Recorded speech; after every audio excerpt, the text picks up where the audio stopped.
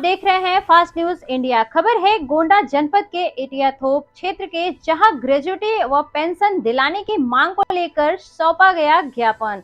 जानेंगे पूरी खबर, उससे पहले लेते हैं एक छोटा सा ब्रेक। इस खबर के प्रायोजक हैं नगर निकाय चुनाव, वार्ड नंबर 25 दुर्गा कुंड वाराणसी से पार्षद प्रत्याशी संजय यादव और ओपी सिंह महापौर प्रत्याशी को अपना अमूल्य मत देकर भारी से भारी मतों से विजयी बनाएं। धन्यवाद। ब्रेक के बाद आप सबका स्वागत है। खबर है गोंडा जनपद के एटिया थोप क्षेत्र के, जहां एटिया थोप ब्लॉक मुख्यालय पर कार्यकर्तियों को पेंशन व ग्रेजुएटी का लाभ दिलाए जाने की मांग को लेकर आंगनवाड़ी कर्मचारी संघ के पदाधिकारी ने मांग पत्र सौंपा। मांग पत्र में 25 अप्रैल 2022 के सर्वोच्च न्यायालय के आदेश का हवाला देते हुए केंद्रीय मंत्री महिला एवं बाल विकास भारत सरकार से आंगनवाड़ी कार्यकर्तियों को ग्रेजुएटी का लाभ दिलाए जाने की मांग पत्र लिपित अशोक त्रिपाठी को सौंपा।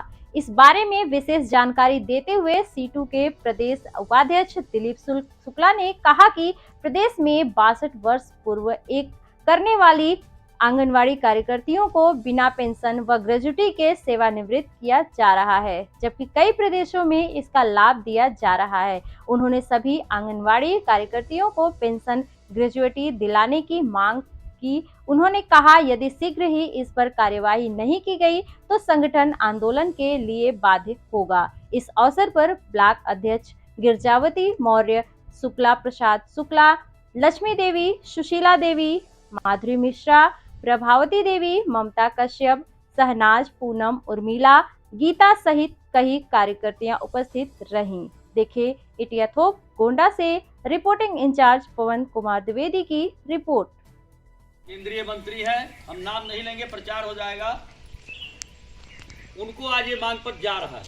ये मांग पत्र इसलिए देना पड़ रहा है कि 2022 में ही 25 अप्रैल को सुप्रीम कोर्ट ऑर्डर करता है ये आंगनवाड़ी कार्यकर्त्री सहायिका मिनी आंगनवाड़ी को ग्रेजुएटी का लाभ मिलेगा।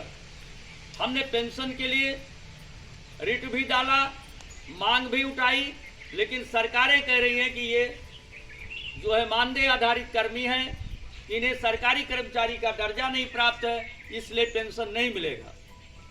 क्योंकि प्री प्राइमरी में काम करने के बाद कार्यकर्त्री सहायिका और मिनी आंगनवाड़ी ने जो अपना पॉइंट रखा ग्रेजुएटी के लिए, उस पे सुप्रीम कोर्ट से हमारी जीत हुई और जीत के बाद आदेश भी निकला।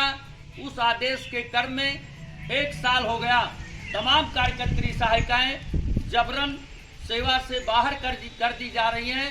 कोई 62 साल का है, कोई 63 साल का है, कोई 60 साल पर ही रिटायर किया जा रहा है। सरकार उन्हें कुछ दे नहीं रही। ग्रेजुएटी का जो प्राविधान है वो लागू करने के लिए हम केंद्रीय मंत्री बाल विकास से मांग करते हैं, राज्य की सरकारों से मांग करते हैं, माननीय प्रधानमंत्री जी से मांग करते हैं कि सेवानिवृत्त पर कार्यकर्त्री सहायिका मिनी आंगनबाड़ी को ग्रेजुएटी का लाभ दिया जाए। ग्रेजुएटी हमारी कुछ बहनें अभी जानकारी इनको नहीं कि ग्रेजुएटी है क्या। ग्रेजुएटी में ये प्राविधान है कि प्रति वर्ष 15 दिन का अतिरिक्त सैलरी मानदेय जो भी पाती हैं ये वो और मिलेगा, और ये लागू वर्तमान मानदेय से होगा।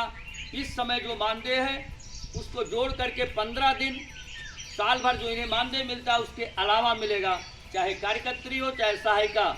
और अगर 62 साल पर हमारी बहन रिटायर होती है, उसे नहीं मिलता है तो उसका ब्याज भी सरकार को देना पड़ेगा। एक मुश्त अमाउंट कार्यकर्त्री के लिए लगभग 1.5 लाख बनता है और सहायिका के लिए 70 से 75 हज़ार बन रहा है।